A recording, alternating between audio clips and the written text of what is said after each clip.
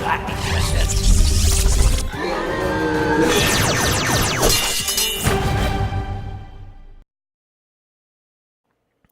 Well, my editing skills are crap, but can the same thing be said about Heaven's War? Stick around and find out. All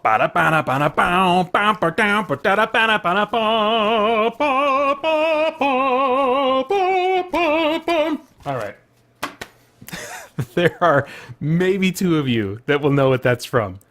But this movie made me think of that and some other things a little bit. Hi, I'm Peter Franson from christiangeekcentral.com and Spirit Blade Productions. This is my uncut review of Heaven's War. This is an indie Christian fantasy movie that someone brought to my attention a number of months ago, and it was going to be between this and a review of Doom Patrol. I left it up to our patrons over at patreon.com at Spirit Blade Productions, and the votes came back. Actually, vote. I didn't give them much time, and so actually only one person voted. So that's how much power your vote can have over there at patreon.com/Spirit Blade Productions. Anyway, Heaven's War was chosen as the review to do. The synopsis on IMDb reads, "The movie follows the story of Jonah Thomas, a U.S. senator who gets trapped in an epic battle fought between life and death." I was really curious about this movie. In 2006, as a number of you know, I published Spirit Blade, an audio drama that likewise deals with a success-driven man who encounters the spirit world and the battles that are raging in it for humanity. In Heaven's War, we see a young politician who is just selfishly neglecting his family, pursuing success. He's on the verge of like a criminal level of compromise in order to advance himself. And then right in the middle of that, an attack puts him in a near-death state in which he interacts with angels and demons and witnesses firsthand this spiritual war going on between good and evil over the fate of humanity and each individual human. Throughout the movie, there were easily a handful of moments that felt very familiar to me because of the audio drama that I put together that deals with very similar types of things, but I'm not foolish enough to think that the writer of this movie has even heard of my audio dramas, even though the first one came out in 2006. It's much more likely that we share some common inspirations, and although this movie shares some story beats and some shortcomings that are found in my own work, it also goes in a very different direction from the Spirit Blade audio drama trilogy, which, by the way, the first part of that trilogy is now free forever. You can start listening right now, actually, at youtube.com/ChristianGeekCentral, so I hope you'll check that out. Anyway, back to Heaven's War. Early on, just talking now about the story, the script, the pacing, that kind of thing, there's plenty of action and suspense beats, I think, if you're in it for that, to kind of keep you interested. Early on, I do have to say that the political scenes that they were kind of doing exposition for the big setup, it kind of went in one ear and out the other to me. It sounded like the political version of Star Trek's technobabble, and it wasn't helped for me by the dialogue, which to me felt a little too formal or elevated at times, or kind of like cliche or comic book type inspired. It felt like the kinds of lines that you have heard in a lot of movies before, and just had a little bit of an artificiality to it, I think, because of that. They're going for a serious tone throughout, and they touch on some really worthwhile themes, but I didn't think that they explored those themes very much beyond really simplistic answers that Christians frequently say to each other in, Christian pop or subculture. The marketing on the website presents this as an evangelistic tool, at least in the number of not recommendations. What do you call those? Like when people say, "I approve this movie," whatever you call those. You see those at the beginning of books, like such and such best-selling author says, "This work is great, you should check it out." Whatever those are, the recommendations, the plugs. There's some word, dang it, I can't remember it. It's uncut. We got to move on.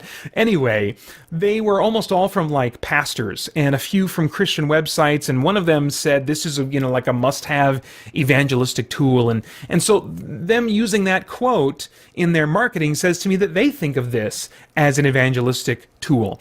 And I've increasingly come to believe that, with few or no exceptions, people and relationships are far better evangelistic tools of God than any piece of art or fiction that we humans create. I suspect that a non-Christian is very likely to scoff at the well-intentioned moments of messaging in this movie.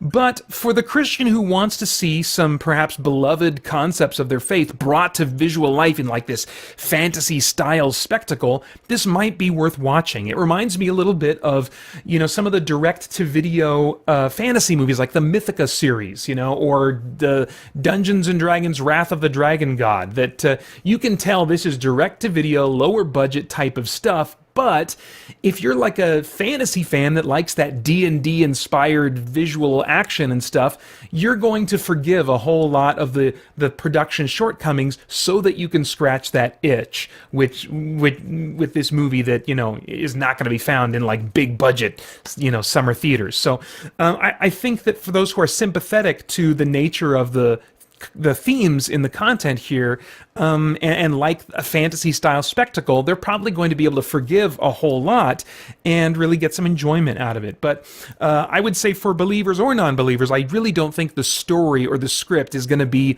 what draws them in. I think it's more likely to be those action spectacle type moments, the visual concepts that are being presented, that's really the selling point for this movie. Okay, so let's talk about the cast and the performances. This was the single biggest problem for me in this viewing experience. Nearly all of the performances felt flat and artificial to me. I don't know where that happens, if it has to do with the experience of the actor or if it's something going on in the directing process or in the editing process, for all I know. All I can tell you is that the net result was the characters and the performances really came across as flat to me. I would believe you if you told me this was like a passion project, for all that were involved, and everyone in the cast was like a friend or a family member volunteering their time and efforts. It had that kind of vibe to me. In fact, the performances reminded me of what you might find in a fan film.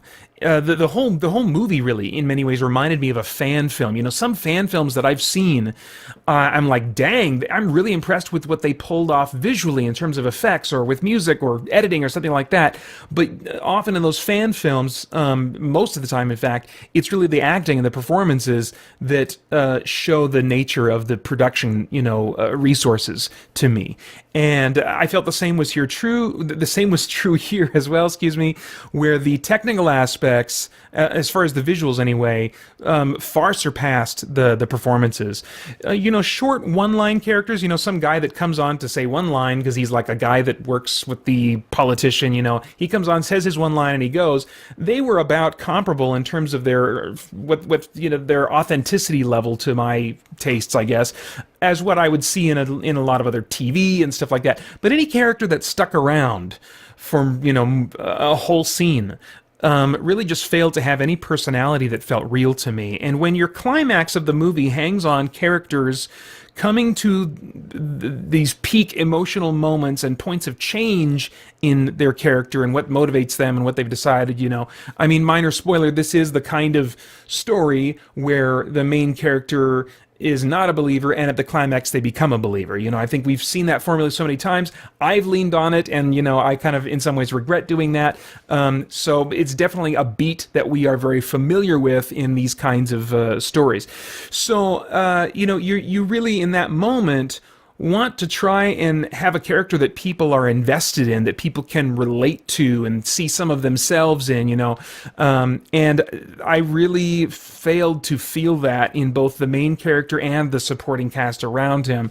It was just a real bummer. If I hadn't been reviewing this movie, the performances would have had me turning off the movie within the first 5 minutes. Now, granted, I do need to say this. Actor performances are among the most important things to me in film, so I may come down harder than others on this aspect of the movie, but I do have to say it made it really difficult for me to keep watching. All right, moving on to stunts and visuals. This was a really strong part of the movie, easily the strongest part of the movie. indie movies can do so much more with visual effects than ever before, and this movie is a shining example of that. There's a surprising amount of spectacle on a really grand scale. The effects quality does have an indie vibe, for sure, reminding me a lot of the quality seen in, like I said, the Mythica movie series or other direct-to-video fantasy flicks of recent years, and that's a real accomplishment, though, for an indie Christian film to be on the same level as other indie fantasy movies. That's something that is really important to me as a creative person. That's why I chose audio drama as my primary storytelling medium, because I felt like if I try to shoot for something else, something like film or a stage play or something like that, I'm not sure I would be able to have the quality that's expected at that level. But, these guys are doing, as far as visual effects goes, they're doing quality that is absolutely on par with other secular indie films. So I have no reservations in saying this is the most impressive level of spectacle I've ever seen in an indie Christian movie. I think that alone makes this an important movie to talk about as we keep our finger on the pulse of Christian filmmaking and where it's at, how it's progressing. I can't possibly appreciate the effort and investment required to pull that off. So I want to encourage those responsible with a sincere job well done in the visual effects department. Now, that said, movies like Mythica are made for an audience hungry for that kind of movie. I don't think non-Christians are hungry for this kind of movie. They may find themselves subjected to it as a favor to someone else, that's a well-meaning friend or family member, but non-believers in general are just not hungry for this kind of movie. As an evangelistic tool, I think these effects fall short of what will impress a viewer who is not already sympathetic to Christianity, especially some of the effects that are depicting hell in this movie, which non-Christians may already be likely to scoff at or look for reasons to reject and find silly. The sets and camera work I thought were really solid in this movie. Nice use of slow motion and other artistic effects showed some solid filmmaking skills. The sets and locations, aside from the digital green screen locations, also looked great for a movie at this level of production. The costumes for the angels fell short for me, especially in scenes where the angels stood next to people in modern clothes. They looked, to me, like really good community theater costumes, but pretty budget looking to my eye, given the otherworldly nature of these creatures. I really would have liked to have seen something that just looked stronger, looked better. The demons worked better for me, but I think that was often because they were liberally covered with black smoke or fire effects, which, looked cool again, and were very impressive for an indie flick. All right, so let's talk about the music and the sound a little bit. The score I thought was well put together. Personally, it struck me as leaning a bit too much toward high fantasy, which I can see why they would go that route given the aesthetics of the spirit world that they were, using for this movie. But so much of it was modern as well that sometimes I was like, oh, that feels a little too high fantasy to me, for this scene. But the quality, otherwise was really solid. The dialogue, oh man, the dialogue mixing was almost always too low and muffled compared to the music and ambient sound effects. And when the music and sound effects would swell during the most climactic moments of the movie, I couldn't even make out what the characters were saying in what were meant to be these peak transformative moments of the main character's arc. I noticed this audio issue when I saw the trailer for the movie, and I thought, well, maybe that's just a result of the trailer editing process. Maybe the movie won't be the same way, but that wasn't the case. The movie really had a lot of these audio issues. I'm just honestly mystified at this aspect of production, which only sealed the deal in my growing disconnection from all of the characters in the story. All right, so let's talk about themes. Is there anything that might stimulate worthwhile thought or conversation about themes that are related to moral issues, spiritual issues, philosophical issues? This whole movie is meant to have the audience thinking about choices and priorities in life, forgiveness, pursuit of success, the gospel. There are a ton of themes that I think were intended to consider, and this movie certainly brings to the surface well enough to lead us to consider those things. I think for the sympathetic Christian viewer, there might be some motivation to do that. I'm not confident that would be the case with a non-believer. I'm also not a fan of how hell was depicted. I'm probably going to be in the minority on this among Christians, because it leans on descriptions of hell in Scripture that are figurative, but in this movie treats them as literal. Now, that's not surprising, and it's almost implied in the movie that what we're seeing in the spirit world maybe is symbolic, but it wasn't spelled out clearly enough, and certainly seems to be treated as literal in the climax when they are really showing a vision of hell. Now, hell is certainly a horrible, horrible place. But I do think we need to be careful about how we understand and describe the particulars of hell to avoid perpetuating misunderstandings that work against people coming to faith in Christ. And again, I think the quality of the effects and the acting in the scene depicting hell don't serve the moment well if it intends to reach non-Christians, many of whom may be likely to scoff or laugh at those scenes, emboldened to do so by the way they are executed both in the acting and in the indie quality visual effects. All right, well, I have no idea what your tastes are in movies, but if I were a time traveler, I'd go back in time and say, Pater, oh man, skip, sad to say. However, this one may be worth watching at some point just on a meta level, since you're interested in the progress of Christian filmmaking.